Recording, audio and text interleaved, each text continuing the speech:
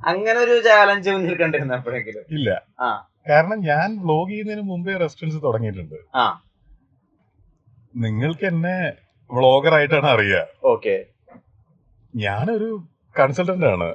ഞാൻ ഒരുപാട് രാജ്യങ്ങളിൽ ഒരുപാട് പേര് പല രീതിയിൽ ഹോസ്പിറ്റാലിറ്റി ഇൻഡസ്ട്രിയിൽ ഹെൽപ്പ് ചെയ്യുന്ന കൺസൾട്ടന്റ് ആണ്. കുറെ വർഷമായിട്ട് 10 വർഷത്തിൽ കൂടുതലായില്ലേ ഇപ്പോ. അപ്പോ ഞാൻ റെസ്റ്റോറന്റുകൾ തുടങ്ങുക എന്ന് പറയുന്നത് എന്റെ ഒരു സ്വാഭാവിക ജോലിയുടെ ഭാഗമാണ്. അതിലങ്ങനെ ഒരു വെല്ലുവിളിയോ ചാലഞ്ചോ ഒന്നും സ്ഥാനമില്ല. എല്ലാത്തിനും വെല്ലുവിളിയുണ്ട്. അതല്ല, ഈ പുറത്തുനിന്നുള്ള വെല്ലുവിളികൾ അങ്ങനെയൊന്നും സ്ഥാനമില്ല. പുറത്തുനിന്ന് വെല്ലുവിളിക്കുന്നവരെ ഞാൻ കേട്ടിട്ടില്ല. അത് ബോധപൂർവം കേട്ടിട്ടില്ല എന്ന് പറയുന്നതാണോ അതോ അത് ഒഴിവാക്കുന്നതാണോ? അല്ല, നമ്മളിപ്പോ പിന്നെ ഇങ്ങനെ പോകുന്ന സമയത്ത് അവിടുന്ന് ഒരു പട്ടി കുരച്ചു കഴിഞ്ഞാൽ ഞാൻ ഈ വണ്ടി നിർത്തിയിട്ട് പോയിട്ട് ആ പട്ടിയോട് തിരിച്ചു കുരക്കണോ? വേണോ? നമുക്ക് വേറെ പണിയില്ലേ?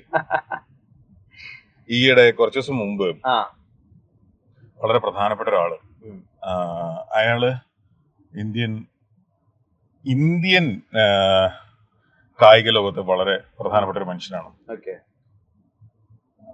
അദ്ദേഹത്തോട് ഒരാൾ പറയുന്നുണ്ട്. അപ്പൊ അദ്ദേഹത്തിന് വളർന്നു വരുന്ന താരമാണ്. അപ്പൊ അങ്ങേർക്ക് അങ്ങനെ മീഡിയ ട്രെയിനിങ്ങും അങ്ങനെയൊന്നും ഇല്ല. അപ്പൊ അങ്ങേരെ പറ്റി ആരൊക്കെയോ എന്തൊക്കെയോ ഇങ്ങനെ വിവാദങ്ങളോ എന്തൊക്കെയോ ഉണ്ടാക്കി ഇങ്ങനെ നിർമ്മിച്ച് എടുക്കുകയാണത്രേ. എനിക്കറിയില്ല. അവരൊക്കെ കുറച്ച് 2-4 ദിവസം മുമ്പ് എന്റെ കൂടെ ഉണ്ടായിരുന്നു. ഫാബ്രിക്കേറ്റഡ് ആണോ ഇങ്ങനെ ചെയ്ത്? ഇതൊന്നും എനിക്കറിയില്ല. ഞാനൊരു കോൺവെർസേഷന്റെ ഇടയിലേക്കാണ് കയറി പോകുന്നത്. എല്ലാവർക്കും എനിക്ക് മുൻപരിചയമുള്ള ആൾക്കാരായതുകൊണ്ട് അവരെന്നെ കൂടിയിരുത്താൻ സമ്മതിച്ചു. വിഷയം എന്താന്ന് വെച്ചാൽ ഇയാള് ഭയങ്കര ഹേർട്ടാണ്.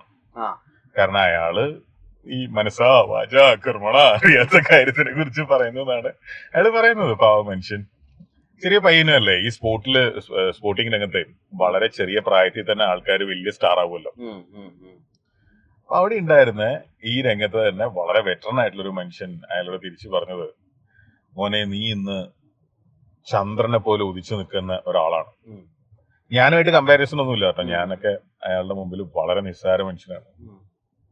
എന്നോടെ പുറകിൽ കണ്ട ഒരു കുട്ടി കൈ കാണിക്കുന്നു. 3694.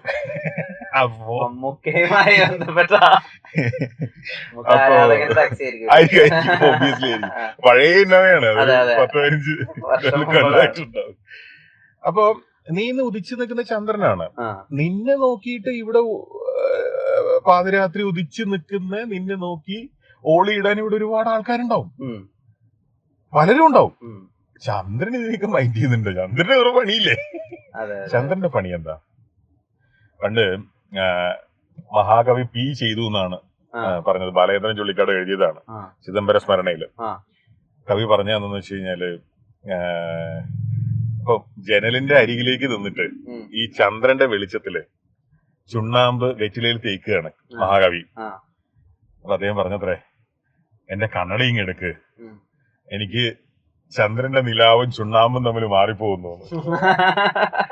ആ പാൽ വെളിച്ചം ലോകത്തിന് മുഴുവൻ തരികയെന്നുള്ളതാണ് ചന്ദ്രന്റെ പണി. ചന്ദ്രന്റെ പണി പട്ടിക്കെതിരെ തിരിച്ചു വരയ്ക്കുക എന്നുള്ളതല്ലോ. ഒന്ന് ആലോചിച്ച് നോക്കൂ, ഇന്ന് മുതൽ ചന്ദ്രൻ തീരുമാനിക്കുകയാണ് തനിക്കെതിരെ കുരക്കുന്ന ചെന്നായ്ക്കളും പട്ടികളും കുറുക്കന്മാർക്കും ഒക്കെ എതിരെ ഞാൻ തിരിച്ചു വരയ്ക്കാൻ തീരുമാനിച്ചു. ഇന്ന് മുതൽ ചന്ദ്രൻ തീരുമാനിക്കുകയാണ്. നമ്മൾ എന്ത് ചെയ്യും? ഈ നിലാവ് ഉണ്ടാവുമോ?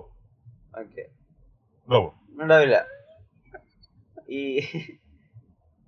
നമ്മളിപ്പോ വീട്ടിൽ നിന്നാണ് പോകുന്നത്. എപ്പോഴാ വീടുണ്ടാക്കണം അല്ലെങ്കിൽ വീട്ടിലാണ് സമാധാനം അങ്ങനെ തിരിച്ചറിഞ്ഞ പ്രായം പറഞ്ഞാൽ ഏത് പ്രായം പറയും? എന്റെ സമാധാനം ഞാൻ ഉണ്ടാക്കുന്നതാണ്. അല്ലാതെ സ്ഥലത്തൊന്നും ഇല്ല. സ്ഥലത്തിന് യാതൊരു പ്രത്യേകതയില്ല. ഇപ്പോ മതിലുകൾ സിനിമ അതിനു മുമ്പേ മതിലുകൾ ബഷീറിന്റെ പ്രസിദ്ധീകരിച്ചിട്ടുണ്ട്. അതെ, അതിനകത്ത് ഏറ്റവും സമാധാനമുള്ള സ്ഥലമായിട്ടാണ് ഇദ്ദേഹം ജയിലിനെ കാണുന്നത്. അല്ലേ? അത്ര പുറകിലോട്ടൊന്നും പോണ്ട. മമ്മൂട്ടി അഭിനയിച്ച് ജയറാമും ശ്രീനിവാസനും ഒക്കെ അഭിനയിച്ചിട്ടുള്ള സത്യനന്ദിക്കാടാണ് ഡയറക്ട് ചെയ്തെന്നാണ് എന്റെ ഓർമ്മ. സിനിമയുടെ പേര് അർത്ഥം എന്നാന്ന് തോന്നുന്നു. അതിൽ മമ്മൂട്ടി ജയിൽ പുള്ളിയാണ്. അതില് ശ്രീനിവാസൻ മമ്മൂട്ടിയെ ജയിലിൽ നിന്ന് ഇറക്കാൻ ശ്രമിക്കുമ്പോ മമ്മൂട്ടി പറയുന്നത്, ഞാൻ സമാധാനമായിട്ട് ഇവിടെ കിടന്നോട്ടെ എന്നാണ്. മനസ്സിലായി. എന്ന് വെച്ച് ഞാൻ ജയിലിൽ പോവാൻ പ്ലാൻ ചെയ്യുന്നു അവിടെ അതല്ല ഉദ്ദേശിക്കുന്നത് കേട്ടോ. ആ, അതായത് ഏറ്റവും കുഴപ്പക്കാരെ കൊണ്ടിടാൻ വേണ്ടി ഭരണകൂടം ഉണ്ടാക്കിയിട്ടുള്ള സ്ഥലമാണല്ലോ ജയില്. അത് പൗരത്വബോധം ഉണ്ടാക്കുക. ബ്രിട്ടീഷ് ഭരണകൂടം ആയിക്കോട്ടെ അല്ലെങ്കിൽ ഏത് ഭരണകൂടം ആയിക്കോട്ടെ, ലോകം മുഴുവൻ ജയിലുകളുണ്ട് അല്ലേ. അവിടെ സമാധാനമാണ്, എനിക്ക് പുറത്തിറങ്ങണ്ടെന്ന് വിചാരിക്കുന്ന ആൾക്കാരുണ്ട്. ഇല്ലേ? മുന്നറിയിപ്പിൽ അതിന്റെ ഒരു best example, again best example. അപ്പോ നമ്മുടെ സമാധാനം നമ്മുടെ ചുറ്റുപാടുകളല്ല തീരുമാനിക്കേണ്ടത്. നമ്മുടെ സമാധാനം തീരുമാനിക്കേണ്ടത് നമ്മളാണ്. നിങ്ങൾ ഈ പറയുന്ന ഒരു വളരെ മനോഹരമായിട്ടുള്ള മീനച്ചിലാറ്റിന്റെ കരയില് ഒരു വീടുള്ള മനുഷ്യൻ, അവിടെ വൈകിട്ട് നമ്മൾ നോക്കിക്കഴിഞ്ഞാല് അങ്ങേർക്ക് വേണ്ട എല്ലാം ഉണ്ട്. നല്ല ഗംഭീര നാടൻ ഭക്ഷണമുണ്ട്. നാട്ടിൻപുറത്തിന്റെ സകല നന്മകളും, ഈ നാട്ടിൻപുറത്തിന്റെ നന്മ എന്നൊക്കെ പറയുന്ന ക്ലീശ സാധനം ഉണ്ടല്ലോ, ഒക്കെ ഉണ്ട് അവിടെ. ആ മീനച്ചിലാറ്റിന്റെ കരയിലുള്ള എല്ലാവരും സമാധാനത്തോടെ വീട്ടിലിരിക്കാന്നാണോ നിങ്ങളുടെ വിചാരം?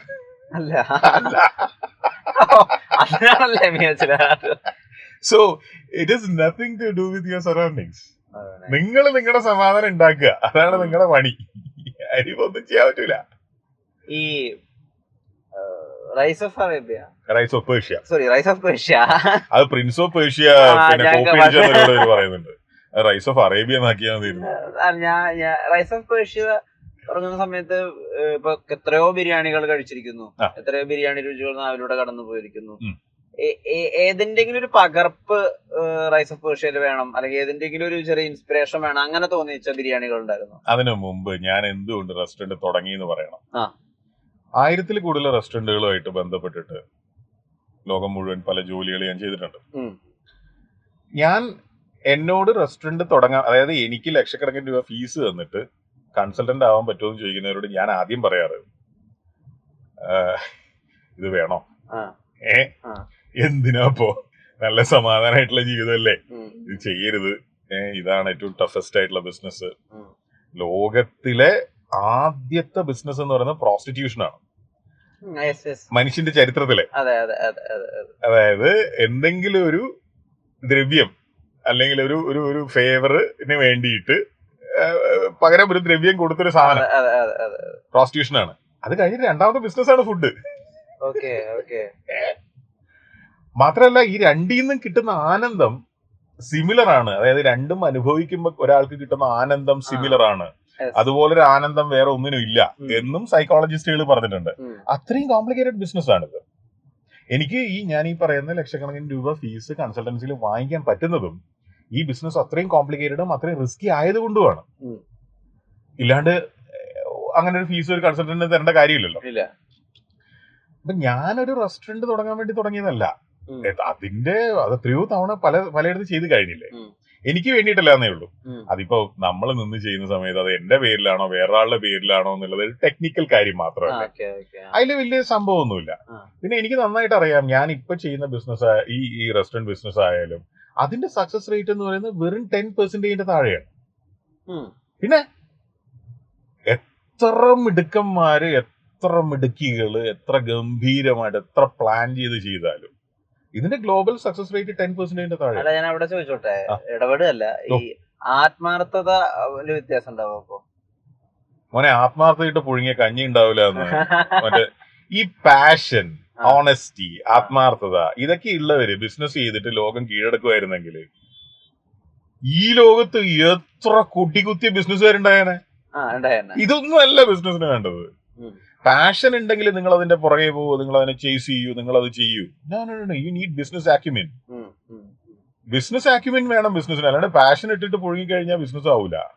ഓണസ്റ്റി ഇട്ട് പുഴുങ്ങി കഴിഞ്ഞാൽ അല്ലെങ്കിൽ ആത്മാർത്ഥ ഇട്ട് പുഴുങ്ങി കഴിഞ്ഞാൽ ഉണ്ടാവൂല ഇത് സാധനം.